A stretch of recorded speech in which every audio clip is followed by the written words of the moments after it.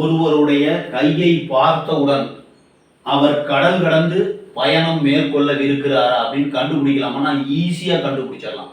எப்படி? நம்ம கையை பார்க்குறோம். இப்ப விதி ரேகை இப்படி வருது. விதி ரேகையிலிருந்து இச்சா ரேகைன்னு சொல்லுவோம். இது இப்படி சந்திரமேட்டு பக்கம் வளைஞ்சிருக்கணும். இந்த மாதிரி வளைஞ்சிருந்தா கடல் கடந்து பிரயாணம் செய்ய போகிறார் அப்படிங்கிறத கண்டுபிடிச்சிடலாம். இல்லைன்னா இங்க இந்த ஆரோக்கிய ரேகை வருது பாருங்க. ஆரோக்கிய ரேகையிலிருந்து ஒரு ரேகை அப்படி சந்திரமேட்டுக்கு வளைஞ்சு வருதுன்னு வச்சுக்கோங்க. அப்பவும் கடல் கடந்து வியாபாரம் செய்து வியாபாரத்தின் மூலமாக நல்ல வருமானம் வரத்துக்கு வாய்ப்பு இருக்கு. கடல் கடந்து இல்ல பூமியிலேயோ நெடுந்தூர பயணம் மேற்கொள்ளவிருக்கிறாங்கிறது ஈஸியா நம்ம கையை பார்த்தோன்னு ஆரோக்கிய ரேகையிலிருந்து சந்திரமேட்டுக்கு ஒரு ரேகை வர்றது, விதி ரேகையிலிருந்து சந்திரமேட்டுக்கு ஒரு ரேகை வந்தாங்க. ரெண்டுல எது ஒன்று வந்தா கூட நிலத்துல அதே மாதிரி கடல் கடந்து பிரயாணம் செய்யக்கூடிய ஒரு வாய்ப்பு உருவாகும். பிரயாணத்தின் மூலம் நல்ல வெற்றி வாய்ப்பு